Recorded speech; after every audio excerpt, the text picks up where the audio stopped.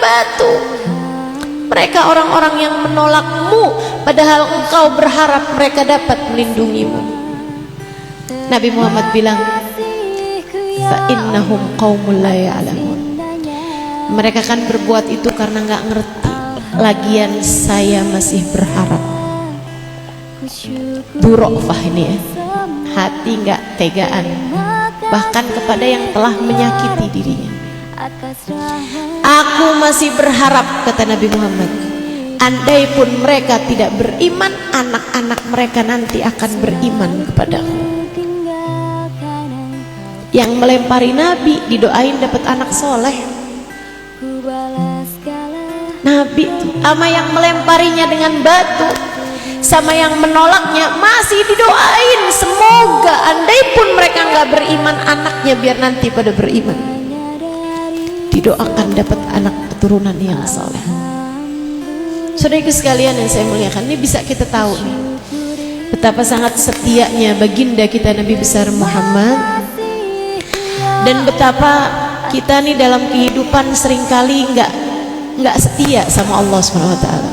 Kalau lagi dikasih senang kita syukur, tapi kalau lagi dikasih susah,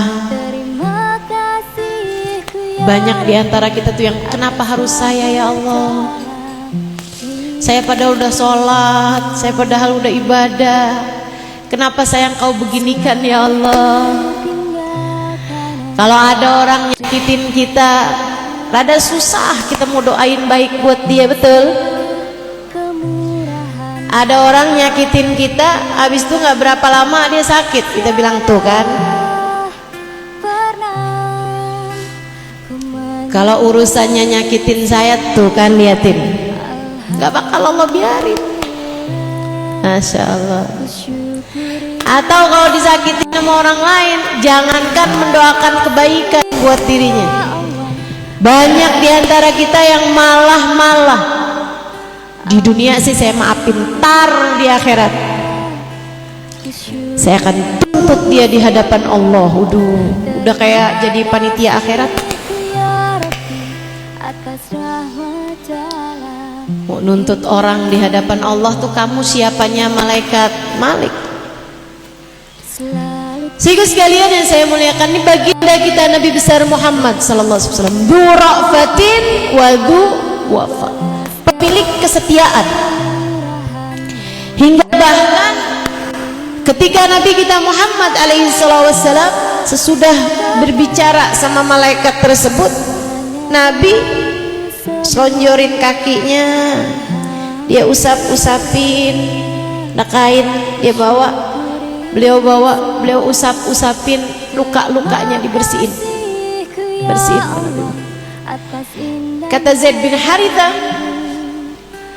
aku asalnya berusaha buat menghibur Nabi gitu, buat ngeliatin kondisi kakinya Nabi kayak gimana gitu. Tapi nggak lama kemudian Nabi Muhammad mengangkat tangannya. Saya takut, kata Zaid. Saya segera menjauh beberapa langkah dari Nabi Muhammad sallallahu alaihi wasallam. Saya takut nih kalau Nabi Muhammad doa, ya Allah turunkan azab kepada orang Taif, atau ya Allah lihatlah apa yang telah mereka lakukan kepada orang Taif, pastilah saya di antara yang mendapatkan azabnya. Saya takut sebagai seseorang yang mendapatkan azabnya karena saya tidak maksimal menjaga Nabi besar Muhammad.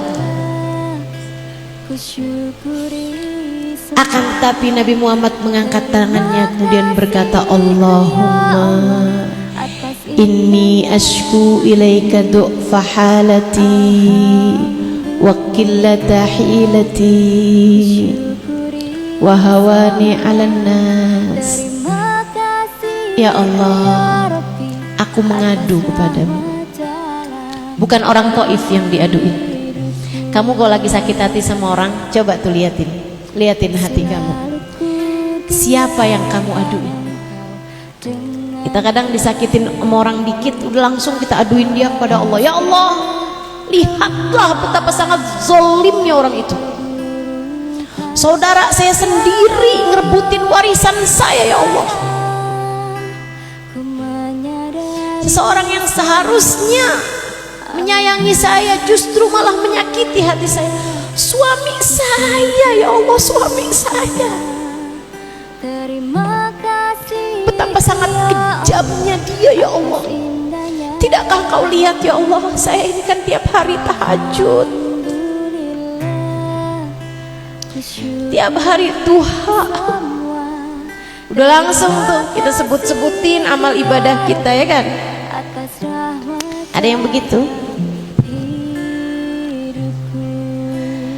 Sehingga sekalian yang saya muliakan, akan tetapi Nabi kita Muhammad, ketika beliau dizalimi oleh orang-orang Taif, beliau bilang, Allahumma inni ashku ilaik du'fa halati, ya Allah, aku mengadu kepadamu betapa lemahnya diriku. Yang diaduin dirinya sendiri. Nabi Muhammad gak ngaduin orang-orang Taif kepada Allah. Nabi Muhammad gak ngaduin keluarga terpandang pemuka Taif kepada Allah. Nabi Muhammad gak bilang betapa sakit hatinya saya, ya Allah. Atau Nabi Muhammad protes gitu, ya Allah, engkau kan memerintahkan aku buat hijrah, kenapa kayak begini ceritanya, ya Allah. Ini salah di skenario nya bagaimana nih? Gak gitu, teman-teman. Nabi Muhammad mengadukan dirinya sendiri. Ya Allah, aku mengadu padamu betapa lemahnya diriku. Aku mengadu padamu betapa sempitnya caraku mencari jalan keluar atas diriku. Wahawani 'alan nas. Aku mengadu pada diri padamu, ya Allah, betapa hinanya aku. Jadi yang diaduin sama Nabi Muhammad diri beliau.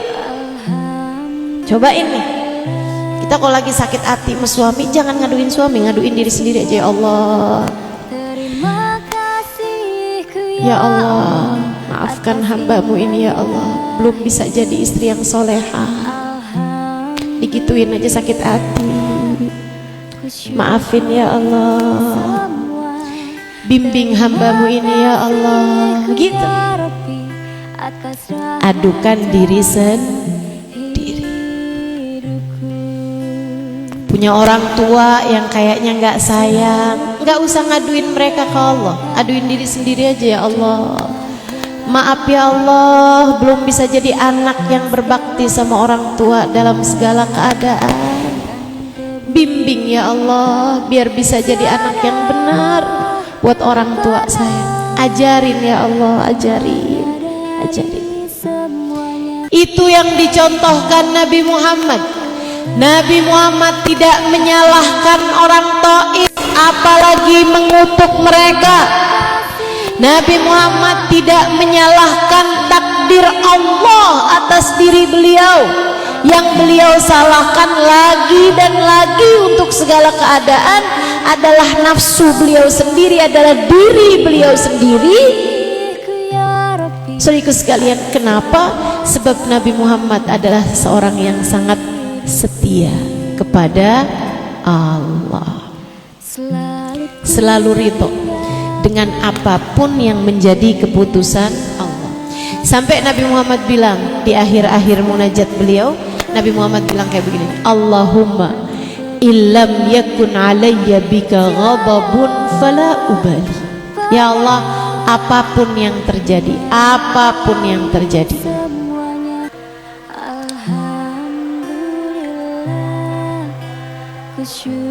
marhaban bil qaili adlan, marhaban bis salati ahlan, marhaban. Nabi Muhammad bilang, apapun yang terjadi, selagi engkau tetap ridho padaku, aku tidak peduli.